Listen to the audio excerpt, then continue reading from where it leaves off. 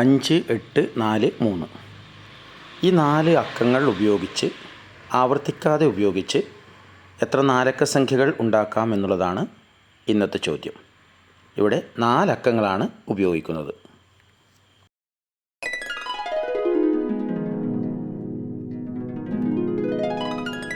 ഇനി ഉത്തരം ശ്രദ്ധിക്കുക.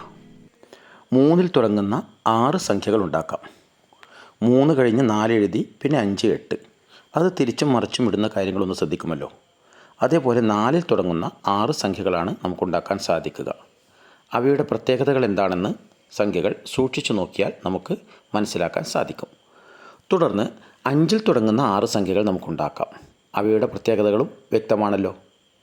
അപ്പോൾ 3 തുടങ്ങുന്ന 6 സംഖ്യകൾ, 4 തുടങ്ങുന്ന 6 സംഖ്യകൾ, 5 തുടങ്ങുന്ന 6 സംഖ്യകൾ, അവ ക്രമത്തിലാണ് ഇപ്പോൾ നിങ്ങൾ കാണുന്നത്.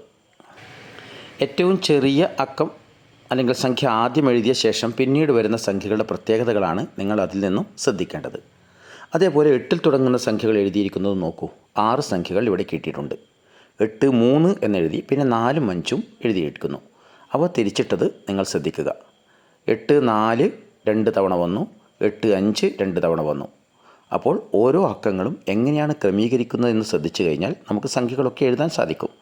പക്ഷേ ഇവിടെ നമുക്ക് വേണ്ടുന്ന ഉത്തരം എന്നുള്ളത് ആകെ എത്ര സംഖ്യകൾ ഉണ്ടാക്കാം എന്നുള്ളതാണ്. അപ്പോൾ പറഞ്ഞതിൽ നിന്ന് വ്യക്തമാണല്ലോ. 3 തുടങ്ങുന്ന 6 സംഖ്യകൾ, 4 തുടങ്ങുന്ന 6 സംഖ്യകൾ, 5 തുടങ്ങുന്ന 6 സംഖ്യകൾ, അതുപോലെ 8 തുടങ്ങുന്ന 6 സംഖ്യകൾ, ഇങ്ങനെ 24 സംഖ്യകളാണ് നമുക്ക് ആകെ ഉണ്ടാക്കാൻ സാധിക്കുന്നതെന്ന് ഇതിൽ നിന്ന് മനസ്സിലാകും. അതേപോലെ മറ്റ് സംഖ്യകളുടെ ഉപയോഗിച്ചും നിങ്ങൾക്ക് ഇത്തരം ചോദ്യങ്ങളുടെ ഉത്തരങ്ങൾ കണ്ടെത്താൻ സാധിക്കണം. അതിലൊന്ന് 0 പ്രത്യേകതയും തിരിച്ചറിയണം.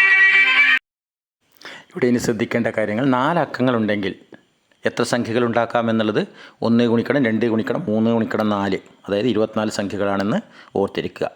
അതിലൊരു സംഖ്യ ഒരക്കം 0 ആണെങ്കിൽ നമുക്കുണ്ടാക്കാൻ പറ്റുന്ന സംഖ്യകളുടെ എണ്ണം 1 ഗുണിക്കണം 2 ഗുണിക്കണം 3 ഗുണിക്കണം 3 ആയിരിക്കും. അതുപോലെ മറ്റുള്ള കാര്യങ്ങളും ഒന്ന് ശ്രദ്ധിച്ച് മനസ്സിലാക്കുക, കണക്ക് ചെയ്യുക.